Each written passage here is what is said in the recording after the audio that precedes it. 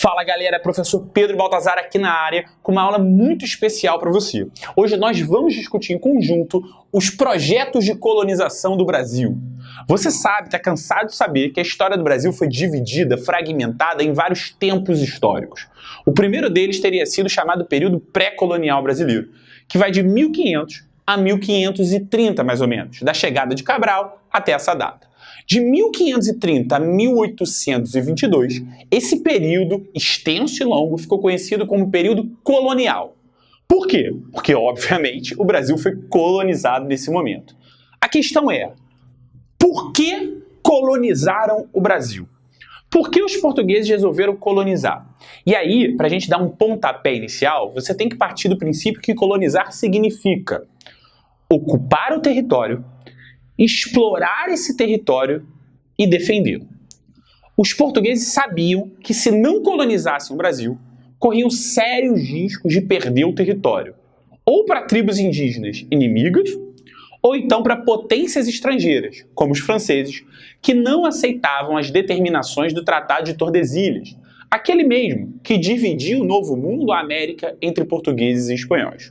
Por causa disso, os portugueses ficaram com os olhos arregalados e viram a necessidade de ocupar, explorar e defender esse território. A questão é, como fazer isso? De que maneira um território tão vasto, tão extenso, poderia ser corretamente colonizado? A partir disso, os portugueses começaram a pensar em projetos de colonizar esse Brasil. E a primeira estratégia de colonização partiu de uma medida muito antiga feita em Portugal no ano de 1375, pelo rei português Fernando I, o projeto das Seis Marias. Cuidado, não são seis, são seis Marias. É super simples. Seis Marias nada mais é do que uma doação de terras. O rei concede, o rei doa terras a uma pessoa que vai recebê-las. Normalmente, um nobre. Mas com que intenção, Pedro? Por que um rei doa terra a alguém? Ele é burro? Não. Porque o rei precisa que pessoas ocupem o território e produzam. Se essas pessoas estão produzindo, elas estão ganhando dinheiro e estão pagando mais impostos. Então, as Seis Marias são a primeira estratégia de colonização portuguesa.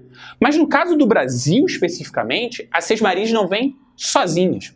Elas vêm com outro projeto, um projeto mais ambicioso, que ficou conhecido como as Capitanias Hereditárias. O projeto das Capitanias Hereditárias, primeira coisa que você tem que saber é, foi um projeto de descentralização administrativa.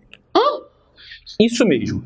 A coroa portuguesa ia colocar particulares, outras pessoas, para administrar o território. Isso significa que a coroa portuguesa não iria ela arcar com os custos da colonização.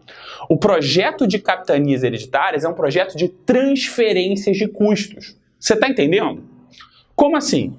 O rei de Portugal, a coroa portuguesa, pegou o território colonial e dividiu em 14 grandes lotes de terras. Esses lotes de terras, chamados capitanias hereditárias, seriam doados a uma pessoa conhecida como capitão donatário, numa doação no modelo mesmo das Seis Marias que eu acabei de te explicar.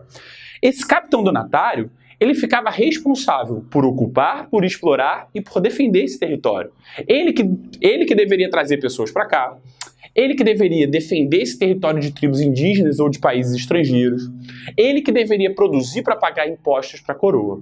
Acontece que esse projeto ambicioso de 14 capitanias deu errado. Porque vários capitães donatários não chegaram nem a vir para o Brasil. Porque viram que era altamente custoso, ou seja, era um projeto caro, não era um projeto simples, e que o retorno demorava para vir. Então, das 14 capitanias hereditárias, várias sofreram ataques indígenas e duas, em certo sentido, sobreviveram ou deram certo.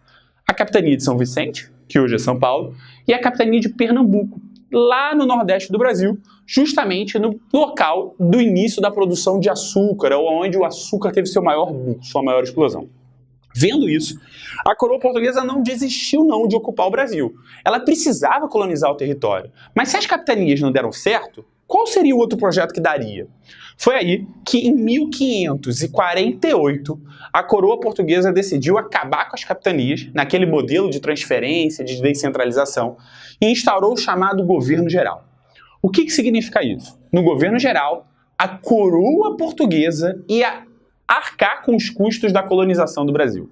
A partir desse momento, a coroa escolher um governador geral para o país, e o primeiro deles foi o Tomé de Souza, ia colocar uma capital no Brasil, e a primeira delas foi a Bahia, e a coroa portuguesa ia ditar as regras da colonização.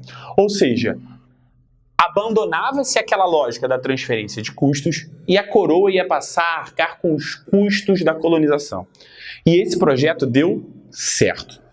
Foi a partir desse momento, ou seja, a partir da instauração do governo geral, que o Brasil passa a ter um início de um projeto de colonização mais sólido, mais bem estruturado, que vai perdurar aí até o nosso processo de independência. Essa centralização, então isso é muito importante também, governo geral, essa centralização administrativa vai favorecer para que se inicie um processo produtivo, para que se inicie um desenvolvimento da economia, que a gente vai ver num próximo vídeo, que é a economia colonial. Então é isso, galera. Espero que você tenha entendido tudo. Se tiver qualquer dúvida, manda pra gente aqui. Valeu!